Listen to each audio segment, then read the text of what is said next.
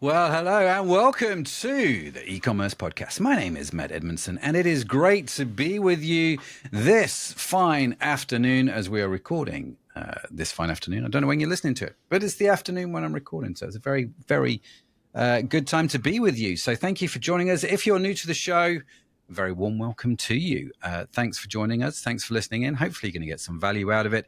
And if you do, obviously we invite you to subscribe, etc., etc. And you can also find out more information on the website at ecommercepodcast.net, where we've got a complete back catalogue of all our episodes. There's a newsletter which you can sign up for, which if you're a regular to the show, you know I'm a big fan of, because why would I not be? I wouldn't do it, I suppose, if I wasn't a big fan of it.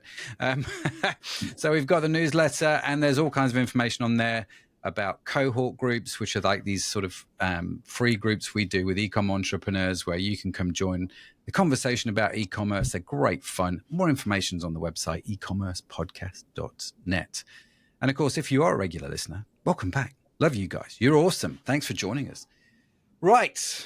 Today, we are talking about a controversial topic. Oh yes, we are. Very controversial. Or maybe not very. Maybe I'm over-egging this slightly, Shaan. I don't know. Maybe I am. But we are going to get into pop-ups and all kinds of things with our guest, Shaan, today. Shaan, welcome to the show, man. How are you doing? I'm doing well. Thanks for having me. I appreciate it. No, it's good for you to be here, all the way from sunny New York City. Yeah, based in the city. Yeah, absolutely. Loving that. So it's afternoon for me. It's morning for you, I'm guessing. Yep, in the morning, yep. Nice. So let's get into the topic straight away. Shaan, the question I love to ask guests on the show is simply this. If you could wave a magic wand and solve the biggest single issue your customers have when it comes to pop-ups, what would that problem be and why? Yeah, it's a great question. And I think the biggest problem that our customers have is not knowing what test to run on the pop-up, right? Okay. Obviously, there's a lot inside the pop-up. There's the offer, the timing, the actual copy, the creative, right? It's like which parts of these are the most impactful to tests. So if I could wave a magic wand, I would let all my customers know exactly what to test and run those tests for them. Okay. And is it a case of there's one, I'm trying to think of a way to put this, one size fits all kind of thing, or is it everybody's unique and everybody's different? I'd say it's a great question. And unfortunately, the answer is kind of that most brands are different. So you kind of do need to, I wish the answer was one size fits all because it makes it easier for the brands, but yes. You can get I'd say 40% of the way there with the generic testing. And then there's optimizations you need to make after that for the brand specifically. Okay. So if you're doing pop-ups, which I think most people do now, right. And we'll get into whether or not we should actually at some point, but if we are doing pop-ups and obviously we're wanting to test, we're wanting to solve this main problem, not knowing what to test. If you're not there sat on my shoulder telling me what to do, what's a good process to try and figure out how to understand what to test, or that process?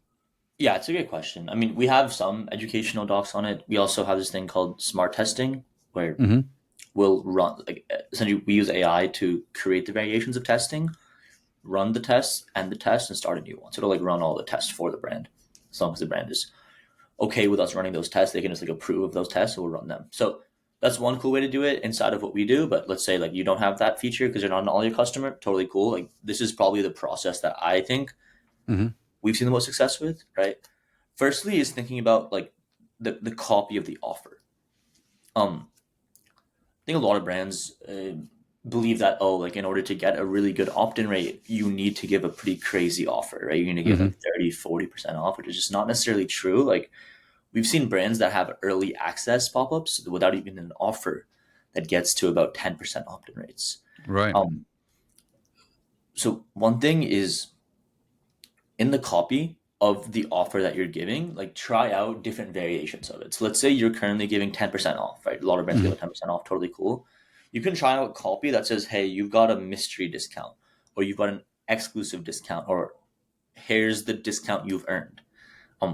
They're more likely to sign up because they don't know what the discount is, right? Yeah. And so that's one very easy win. We've seen when we implement that, brands see a large increase in opt-ins, and it's very low lift for the brand to try out. Yeah. No, I like that. It's interesting, isn't it? The whole psychology behind that, which I find quite easy. Yeah. It's like, is it better to tell the customer they get 10% off, or is it better to tell them they get a mystery discount? But obviously, I'm guessing if there's a mystery discount, it's still got to be worthwhile. It's like, well, the mystery is it's 1%. Yeah, exactly. Yeah, for sure. Yeah, like it probably it still needs to be a great discount. But I guess the point I'm trying to make is that like you can still give 10%. Mhm. You don't need to like destroy your margins and maintain a great opt-in rate. Yeah. This is a really interesting one, isn't it? I'm curious how you think about this, or what you're, with your customers, what you found.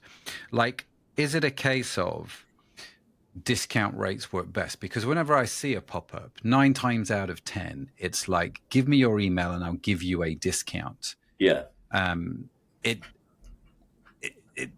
get it. To be fair, we use it on our e-commerce sites. It's starting to feel a little bit lazy. Sure. Because everybody's doing it. It's like the default thinking. So is that still the best thing to do with our pop-ups, or can we think differently or creatively? What other things have you seen work well? Yeah, it's a good question. And kind of I might give a bit of context just so it's not like, hey, we work with close to 3,000 brands now. A lot of large brands in the space like Aviator Nation, Peloton, Nike Strength, Create, Portland Leather Goods, a bunch of really awesome brands, right? So we have a ton of data. Like we get about 100 million views a month on our pop-ups for our brand. So we see That's a enough ton data, surely. Yeah. I mean, you can figure Yeah. a few things out with 100 million. Yeah. But just wanted to kind of get that context, so people kind of know that we see a lot of numbers, right? And across the board, discounts still tend to do the best, right? And generally, they tend to do the best. However, one thing we've seen do quite well, which I think is a great thing to try out, is cashback. Cashback has been doing pretty good. Okay. Sweepstakes is a good one, right? You can anyone who enters their email gets entered into a sweepstakes. That way, you actually don't need to give out any percentage off up front, and you can still get a really high opt-in rate. So cashback, sweepstakes, free gift with purchase is interesting too. And brand customers really tend to like that. Yeah. Across the board, though, discounts tend to be the lowest lift out of those 3 to set up, and the most expected by a customer. So if you can really hone in on what that pop-up should look like, discounts tend to, in general, outperform. Yeah. Well, again, I think it's going to be one of those things to test, isn't it? Yeah. For yourself. But I get it. I get why we've done it. And I get why the default is discount, because everybody wants a discount. And from an operational point of view, it's easy to get the website to go, just 100%. Put a 10% discount with this code. There's no involvement on anybody's part to do that. And I'm wondering, and I don't know if you've got any view on this, is then the discount outperforming because that's what we're all doing? I.e., is it becoming a self-fulfilling prophecy? It definitely, it's a good question, and I think it could potentially be the case because, again, it is the lowest lift thing to do, so everyone kind of does it. When we've tested cashback versus discount does win, but sometimes when it wins, it's not by such a huge percentage that it's worth it, right? So it may win by, relative to the other ones, like 30% higher, right? 30% higher opt-ins. Now the brand has a decision like, okay, cool, like, I'm getting more opt-ins, but I am losing out on margin when I could be doing cashback. So then that's a decision the brand can make. So no, that's a really good point. And so when you talk about cashback, just for the sake of clarity, just explain what you mean. Yeah, for sure. It's like only if a customer checks out, let's say they check out $40, they'll get like $3 back in cash. So it's like you only get the cash back if you go ahead and make a purchase. And is that cash back delivered in terms of store credit? How's that? Is that pretty much how people do it? It tends to be store credit, yeah. Yeah, okay. Which makes a lot of sense because they've got to come back to your website and spend that money, haven't they? I suppose it's a bit like the pop-ups where it's like register now and get free 500 points, or Yeah, whatever it's going to be, that kind of thing. You've said sweepstakes work well, which intrigues me, because I don't know whether this is just maybe I think they have to be on a certain type of site. I find them a bit gimmicky. That's fair. I tend to be a bit frustrated with those. But again, Totally. I suppose if I'm on a gimmicky website, Yeah, it would make sense. Like I guess at the time of recording, it's early November, so I've just gone and bought my brand new Christmas sweater, right? My Christmas jumper. So that's being delivered, which is great. That was ordered from what I would call a gimmicky site, right? Okay. It's not like the sweetest fashion brand in the world. Yeah. So I think the sweepstakes makes sense in that kind of context for me. I don't know if is that just my internal bias? Is that something that you've seen? I'm kind of curious where the sweepstakes thing would work well. Yeah, it's a great question. And I think some brands are not interested in doing it at all. Totally fair. Like luxury brands are not interested in doing that. Supplement brands like to do it. I think brands that have a target demographic that like respond well to that sort of thing, maybe like I think like maybe like veteran owned clothes. I've seen a good amount of like veteran owned companies, like American veteran owned companies, actually try that out. Yeah, That's been kind of cool to try out. Totally fair. Like we do also do things like spin to win. We've done like scratch off, where like the user like takes their mouse and scratches off the discount, and they get the discount. Like stuff like that works well. Yeah. And I have seen large brands that we work with try it out, but it's personal choice on the aesthetic. Yeah. And like we never push anyone to try it. Like if they're like, hey, it's not part of the aesthetic, totally cool. But if you're open to getting a little bit creative and experimental, like let's try it out. Oh, why would you not? I mean, test it, right? Yeah, it's one of those, isn't it? You test it, and even, can it?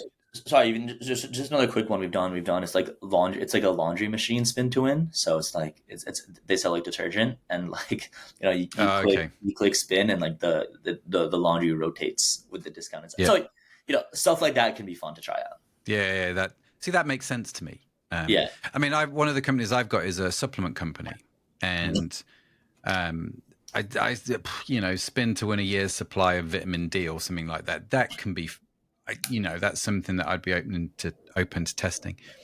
There's a restaurant in London, and I wish I could remember the name of it. I can't remember the name of it. Anyway, there's a restaurant in London whereby they constantly have a queue of people wanting to get in there. Right now, the food is good, but there's a lot of restaurants in London with good food. Yeah. Okay, sure. So you have to do more than just have good food. What they do is when you go to pay the bill, right? So you stood there at the checkout. When you go to pay the bill, they give you a dice, and if you roll a 6 on the dice, you don't have to pay the bill.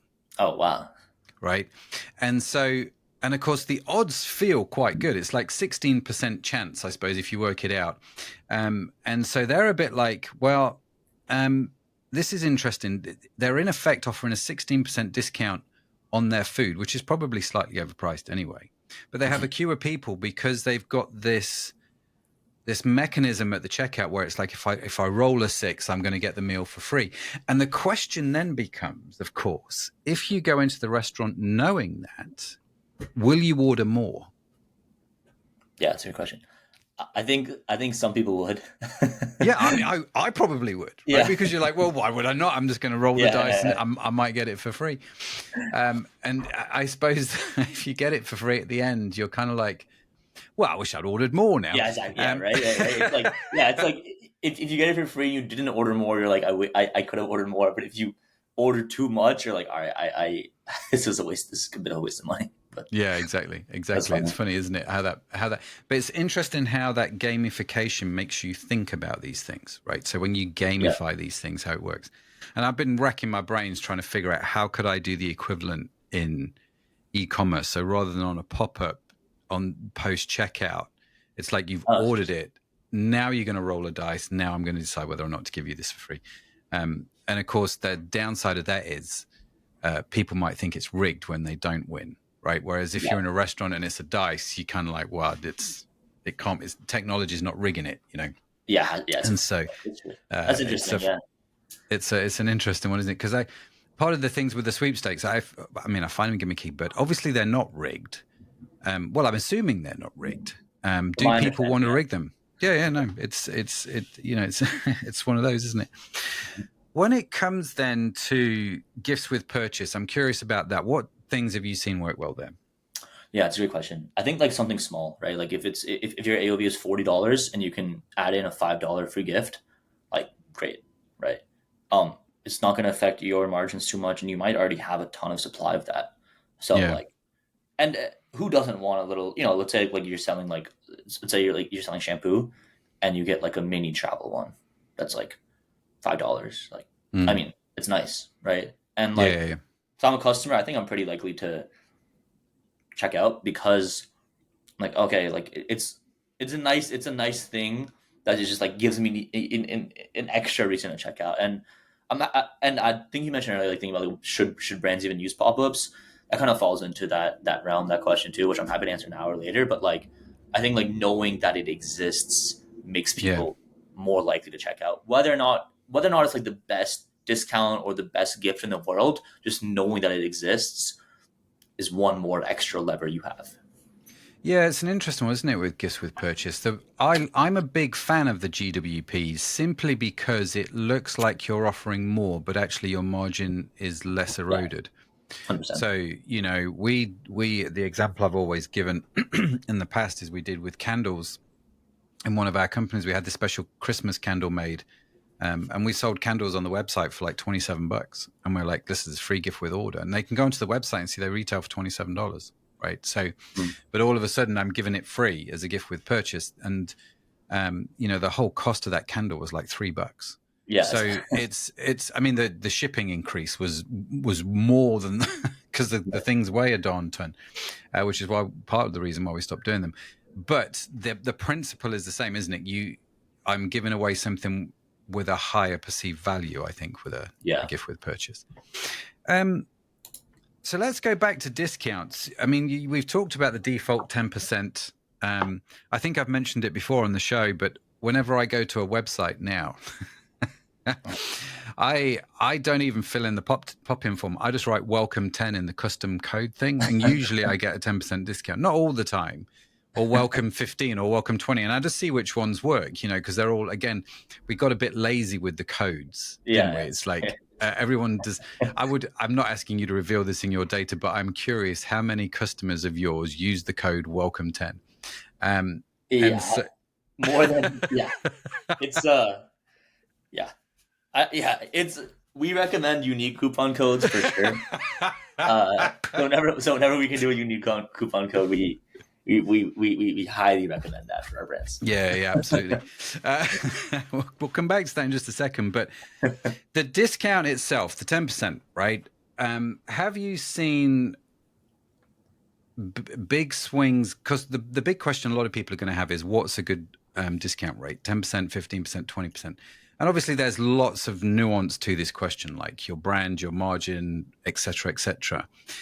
But there's also the data, which we can obviously test on our own site. But I'm curious if when you look at the data, do you see, well, actually brands that offer 20% discount rather than 10% don't actually do that much better, or maybe they're properly killing it.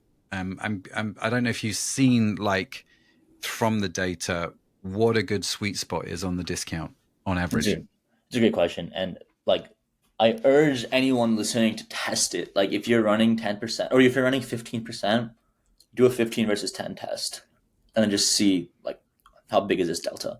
If you're Mm, doing 20, try 2015. We've had brands that have done 20%, gone down to 15%, and pretty much had the same mm, results for opt-in rates. Pretty much same result mm. for opt-in rates. We also track like CVR, bounce, AOV, and actual like revenue generated from these codes. So like we can Yeah, track that data. I think Klaviyo might track some of that stuff, but we track that data, which is super helpful for our brands too.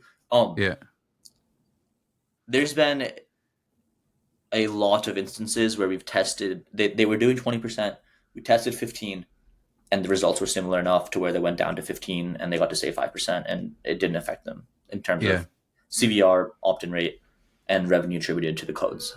yeah, yeah. AOV stays the same, et cetera, et cetera. Yeah, so I mean, yeah, it's definitely a worthwhile test for sure. Yeah. Yeah, it's really interesting. I mean, we tested it. We went down from 20 to 10 and experienced no significant Oh wow, difference really.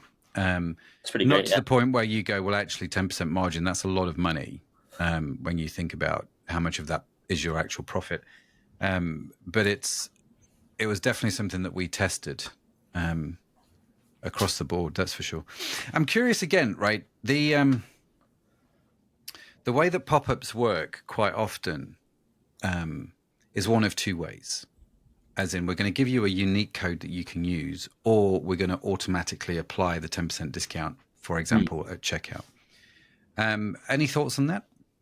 Yeah, you can actually within Shopify, you can have a unique code that is automatically applied at checkout, so you can have the best of both worlds, which is great. And is that, you see, here's the thing that I'm thinking, Shaan, and tell me what you think. What I've noticed with a lot of e-com businesses, again, because margins are super tight at the moment, especially with the cost of customer acquisition being what it is. The thing that I've noticed is, and you'll see it, I think now, and over Black Friday, over this month especially, people will start putting out codes. Like, here's a free shipping code. Mm. But of course, on most websites, you can only use one code at a time, right? So I can sign up here, I can get that 10% off code, or I've got on the site, it's advertising free shipping. And it's a case of, well, they're obviously good. I now need to figure out which code to use. And then you get to check out, you're like, oh, poo, I forgot to use the code, which creates customer service nightmare. I quite like the idea of auto populating the codes or getting the codes to work automatically if you can. I appreciate that's not everybody's cup of tea. It's just mine. Sure. But I have noticed more and more offers are given to codes as opposed to just directly on the site. Like, I'm not going to discount this product by 20%. There'll be a 20% discount code which you can use, but then that stops you using the free shipping code, if that makes sense.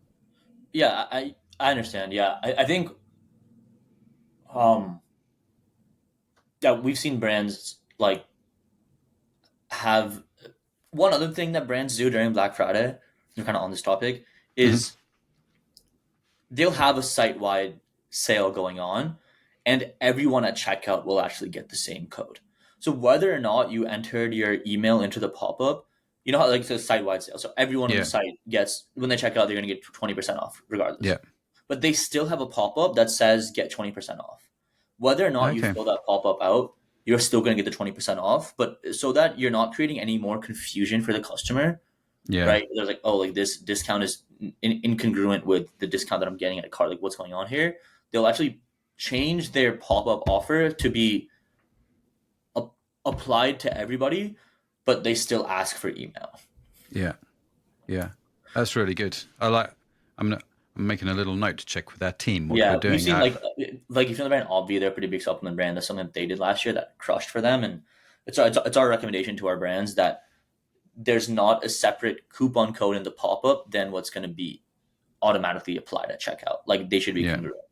Yeah. A big mistake that happened last year I've seen with not our brand. I think just I was seeing in a few brands like they would have a 15% site wide sale and then like a 10% pop up offer.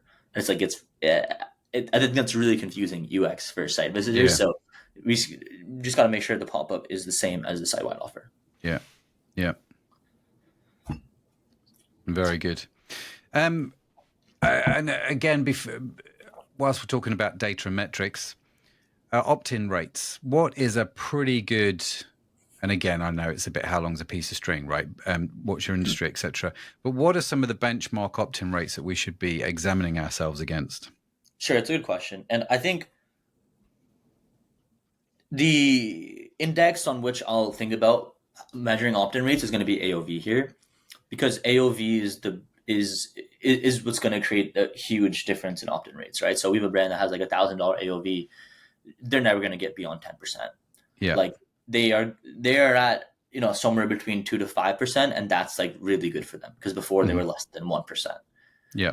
So when the AOV is really high, you need to expect lower opt-in rates.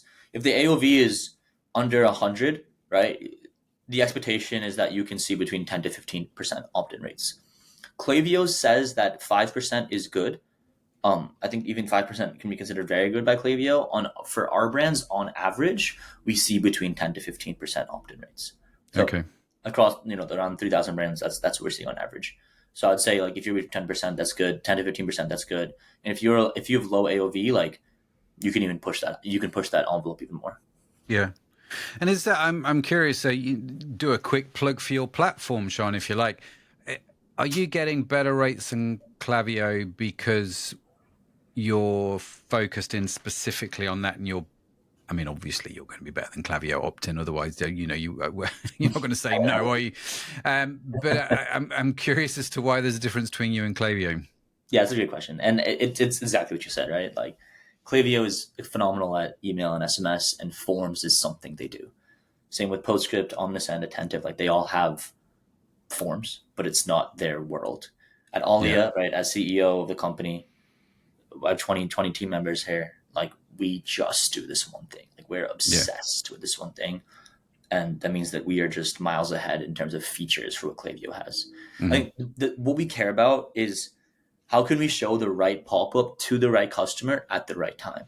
Yeah. So based on different UTMs, based on any other data we can get from the customer, we'll show them the right offer with the right copy and the right graphic.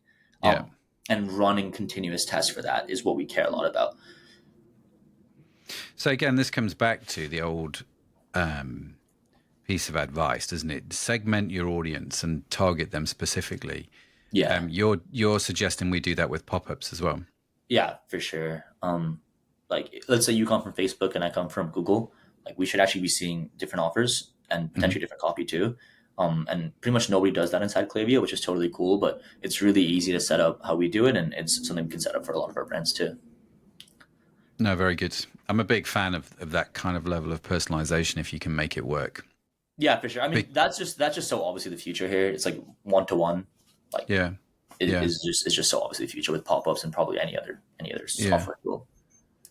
Yeah, it's interesting, isn't it? Because we can get into the conversation about our pop-ups right for everyone. Because I think was it Nielsen's they did a bit of research, and they rank pop-ups as the number one UI annoyance, comparing the experience to trying to go shopping in a shopping mall while promoters from every store shove flyers into your hands. Poorly executed pop-ups degrade professionalism and overwhelm visitors, with many people closing them without reading. Um, so it's interesting, isn't it? Because I'm listening to what you say, and I can see the data from my own site and go, man, these things work.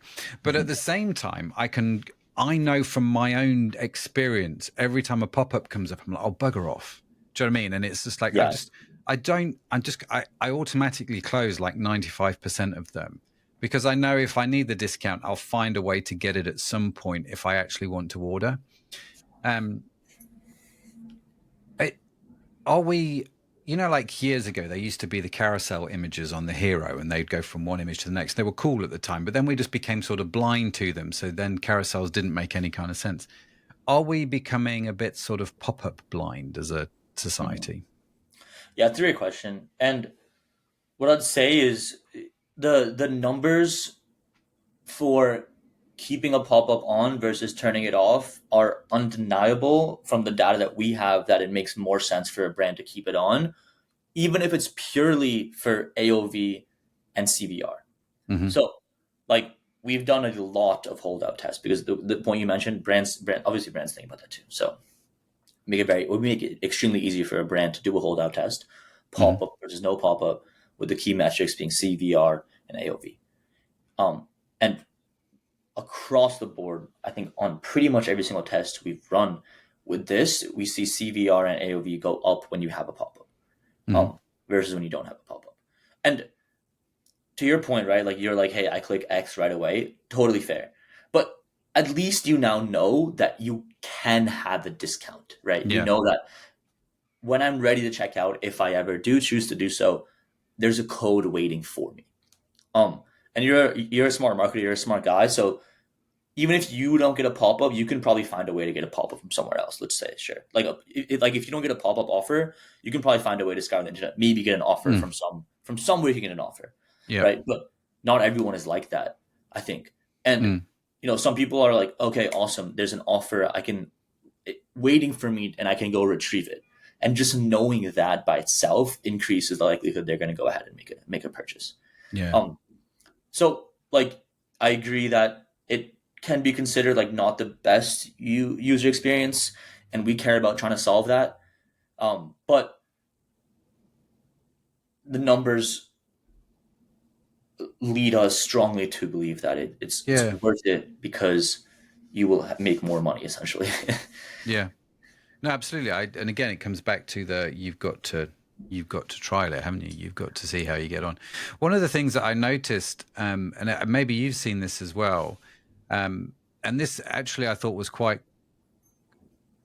It was the opposite to what I expected, in the sense that mobile pop-ups drive about 40% higher conversion than desktop. I don't know if you found that, because I that's where I was a bit surprised when I came across that statistic. I would have thought, oh, actually, mobile pop-ups are probably a little bit less Mhm. engaging. I think yeah, we see mobile pop-ups do a bit better, but we don't. I don't think it's 40% better from Hmm. our data. I think it's closer to like 15 to 20% better. Um, no, why is it better? I think maybe because on mobile, I don't have a good explanation, so I'd rather not make one up. So I'm not really sure why, but um, that's what the numbers are saying for us too. Yeah, it's interesting. When I read that stat, I was like, that surprises me a little bit. I would have just assumed that actually, because maybe they're more effective because on mobile they in effect take up the whole Yeah, screen. You cannot miss them, I right? think that's part of it too. Maybe that's what it is. What about exit intent pop-ups? Yeah, we recommend trying it out because you don't want to do it like immediately, but like essentially, like we have a way to trigger the pop up when they should be triggered. So imagine like you see the pop up once, you close X, right? You should have a floating button there, and it's what we call it. It's like essentially like if I'm sure you shop, it says like get 10% off. It's like on the Yeah, yeah. page still. That's still recommended. And if you don't have that, we definitely recommend doing exit intent. So I think like you can probably do one of the two and be successful. Some brands do both because they want that highest opt-in rates possible. Um, I'd say if we're gonna think about like the sticky button, like that button right there, or exit intent, I would choose the sticky button first. Hmm. Yeah. Okay, that's interesting. And just going back to, I suppose the downside of, I mean, we know what the pop-up benefits are. Mhm. And I mean, you have a beautiful website which does me a very good job of telling me all the benefits of pop-ups. Of course, it's going to. Some of the downsides of pop-ups, so it's annoying UX. Well, it's annoying. It can be Can an be sure. annoying custom. Not it's not default annoying. Um, do you find, like, according, and again, I've this was based on an older study, that Google penalized mobile sites by about 10 positions due to pop-up penalties. Um, Let me just read what this study says. Yeah, so in effect, yes, not all pop-ups are penalized. Google exempts exit intent pop-ups, legally required dialogues like cookie consent, pop-ups on desktops or between pages, small banners using 15 to 25% less on screen. I don't know if Google is still doing this, but it seemed that Google was specifically penalizing mobile positioning on Google that used pop-ups. I don't know if you found that to be true. I have not researched that particular project, that particular research that's come through. I was just kind of curious as to what you had to say on it. Yeah, it's a good question. I've been asked that before by our brands, and we haven't seen anything significant that has made our brands turn off the pop ups. So I wouldn't worry too much about that from the data we have. And I guess like one way to take comfort is that is like the largest brands in the world still use a pop up, like Yeah. Nike, Eight Sleep. I think even Target has one. I think Home Depot, like Walmart, like the enterprise of enterprises use a pop-up. So I think like you could take comfort in the fact if like those behemoths are using pop-ups and they probably over optimize for everything, like it's probably totally fine for your brand to use one too. Yeah. It'd be an interesting thing. Something I'd not thought about. And I just, full disclosure, the research, one, I've not verified, and two, appears to be about 8 years old. So it may well have changed, but something to definitely check and work on. So Shaan, finally, I guess around pop-ups, of course, one of the big questions is timing. Yeah. Should it be 8 to 10 seconds? Should it be instantly? Should it be like 30 seconds or longer? What's the data telling us? First, I'd say test it out to see what works best for your customers. But if you want like one answer, 5 seconds tends to be the sweet spot. Okay, and why do you think that is? I think it's not instantaneous, which is good, and it's usually they'll have one scroll by then, so they might look at something and they're like, okay, cool, there's an offer, and then they know there's an offer, and then they can come back to the offer if they're ready, when they're ready, that type of stuff. Okay, very good. And if they're, I suppose, if your magic wand is to resolve how to test, based on everything that you've told us so far, I'm figuring we've got a whole bunch of stuff we can test. Yeah. Thank you which is great. Is there anything else that I need to be aware of, Shaan, that you can think of when it comes to pop-ups? Like, I'm curious, things that we've not touched on, like how does design impact it? Does it tend to be that, because quite a lot of the pop-ups that I see on sites tend to have that sort of older design feel because they've been around for a while? Have you found like including, I don't know, a video in a pop-up or something like that works quite well? That's a great question. I think from the data we see, copy is number one, by far and away the most important thing to test for, right? Like what copy is going to resonate well. And that's like, let's say you want to do 15%. You've got 15% off, you've earned 15% off, here's 15% off, here's a mystery discount. Like all of these things are the biggest needle mover. Yeah. Timing is number two, right? So to your point, like should you show it at 1, 2, 3, 4, 5, 6, 7? Like at what time should you show it? So those are the top two. And three, I'd say is probably design, which is like, what creative should you show? Should you show a creative at all? On desktop, we always recommend showing a creative. On mobile, half of our brands do, half of our brands don't, and that's simply because of, like, issues with sizing. Right. But on desktop, pretty much every single brand shows a creative, and I think it's nice. Like I think it's another good way to like show like, hey, like the usefulness of the product. So yeah, I'd say like design is probably third, and if I had to rank the top three most important things to care the most about for pop-ups.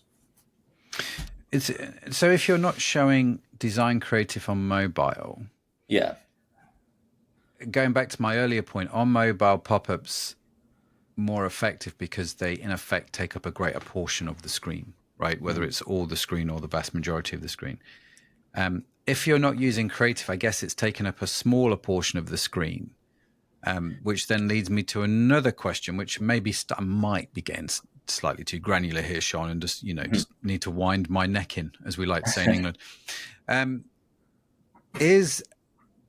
Have you got some kind of data or theory around, if you show a full screen pop-up on a mobile, you get X, but if you show a pop-up which takes up maybe a third of the screen real estate, you get Y? Yeah, it's a good question. Showing a pop-up that is full screen or almost full screen is more effective than one that takes up a third to half. So let's say you want to show like 90% of the screen or 80%. Those are over 100%. In general, tend to outperform the ones that show a smaller portion of it. Okay. The reason being, like, I mean, it's just more obvious that exists. I think that's like the main reason, honestly. It's just like, okay, this is so obvious to me that this is here. Yeah, you definitely can't avoid it, can you? Yeah, you can. Yeah. No, that would definitely be my expectation. I'm just curious as to why some people don't use creative in a mobile pop-up, and that'll either be because of site speed or it'll be because they don't want as much real estate space, right? Exactly. Yeah, sizing, right? Like if they're doing a third of the screen of the pop-up, you can't really fit a good creative in there. So it might just might not look great. And I mean, coming back to that point, do pop-ups affect site speed much? we haven't seen anything that would tell us that it affects site speed.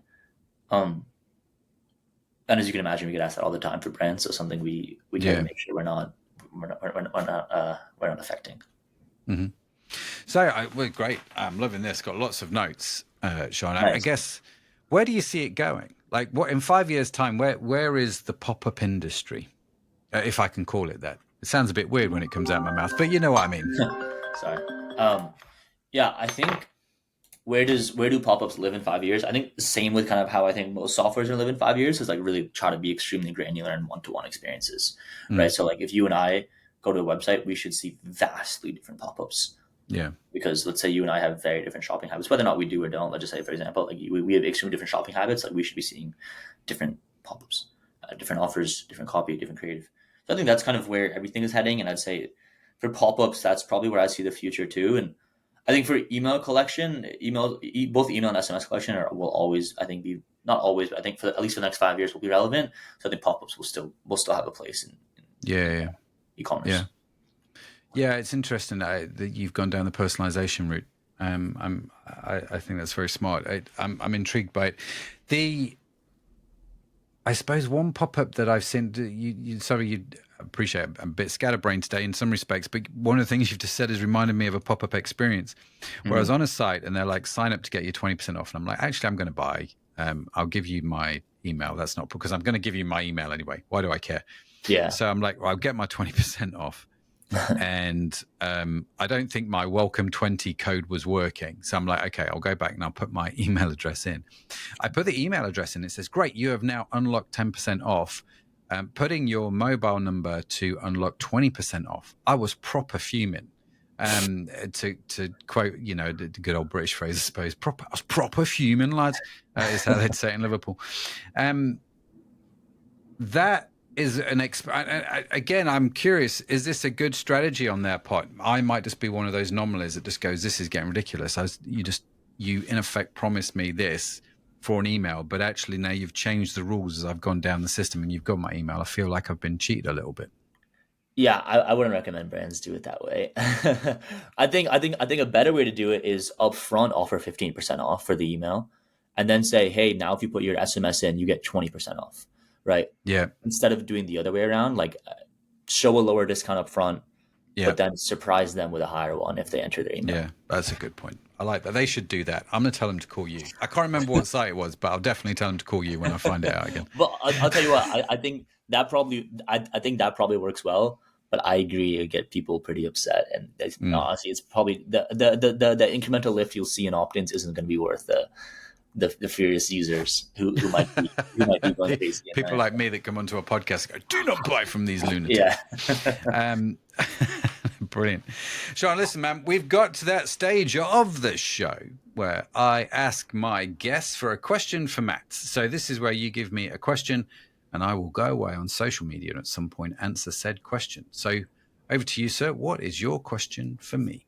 Cool. Yeah, this question is not going to be e-commerce, but it's a question I always love asking people. Like, what's your favorite quote? Oh, okay. What's my favorite quote? Can it be a quote that comes from me? Like, I'm not going to answer this now, but I'm just being a bit facetious in some respects. The thing that comes into my head straight away is the thing that I always used to hear my mum say when I was growing up, and the thing that I always used to say that I would never say to my own kids, which is the very thing I say to my own kids, which is, while you live under my house, you will obey my rules. Oh, brilliant. Shaan, listen, man, thank you so much for joining us. How do people reach you? How do they connect with you if they want to do that? If they want to find out more about using your software to help them with pop-ups, where do people go? What do people do? Let us know. Yeah, for sure. If you're interested in doing a trial with us, we do 30 days free. We do pop-ups. We do them very well, in my opinion. We're obsessed with them. So if you have an opt-in rate that's below 10%, do a trial. Worst case scenario, doesn't work, and then you can uninstall and it's all good. So free trial, no commitments. Aliapopups.com, ALIA popups.com is our domain. And personally, yeah, so I'm the CEO of the company. I post on LinkedIn almost every day, as well as Twitter. So my Twitter is Shaan Arora 19, and my LinkedIn is just like my first and last name. And then I post on Instagram too, Shaan Arora 19 as well. Fantastic. on Instagram. That's a lot of ways to reach out to Shaan. So we will, of course, put all of those in the show notes, which Cool. you can get without the pop-up. Yeah, exactly. Maybe I should put the pop-up on the eCommercepodcast.net website. Yeah. Maybe that's what... Let's get more people subscribed. But no, listen, we will, of course, put those in the show notes, which you can get along for free on the website, eCommercepodcast.net. You will be able to see the show notes in whatever app you are viewing or listening to this on. The links to Shaan will be down there as well. So go check it out. If you've got an opt-in rate less than 10%, go give them a try. You've got nothing to lose. And I assume you're, Shaan, are you platform agnostic or are you Shopify only? We're Shopify only right now. Okay. So if you're Shopify only, less than 10%, go check them out and see what you can find out. And of course, go hit him up on LinkedIn. Like, comment to say you got a lot out of the podcast. Everyone loves to hear those kind of things. So do go connect with people. But Shaan, listen, man, we've got to that stage of the show where we call it saving the best till last. And this is where I literally hand the mic over to you and go, right, man, you've got 2 minutes, deliver your best tips for those that have lasted until the end. Just as like saying, thanks, man, for sticking with us right to the end and not switching off just before all the other stuff. What's your top tips? So 2 minutes, over to you. Yeah, I'm just gonna give like my business advice that's worked for me to get to where we are today. So, I think as software and also e-commerce, the barrier of entry becomes even lower with AI, right? Like you can launch a store, create products.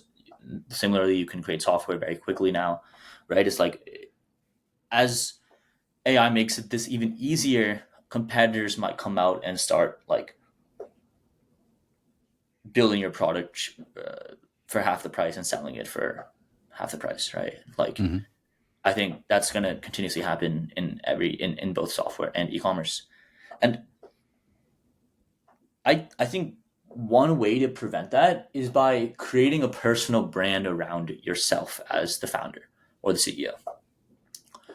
For example, like I care a lot about trying to create a personal brand around me and my journey of building this company, bootstrapping it to 6.5 million ARR. Like I care about sharing that journey and having it kind of be founder led. And likewise for a lot of e-commerce brands, like for example, there's a huge brand, Skims. Like Kim Kardashian is the face of it, and I think because she's the face of it, like they get a lot more sales, right? Mm-hmm. And I'm sure there's a ton of Skims knockoffs, but there's this idea of like staying by the influencer or the person that you recognize, and continuously buying that person's software or clothes because you want to be like that person and you trust that person is like the person that you look up to. And that's my advice, is like build a personal brand, because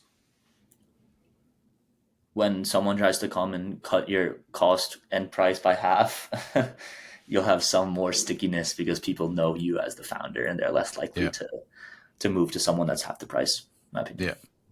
No, great tip. Top tip. It's something that I've been saying for years, actually. The way a small e-commerce brand competes with Amazon is not on the product necessarily. If Amazon are selling the same product, it's not on pricing because they're Amazon.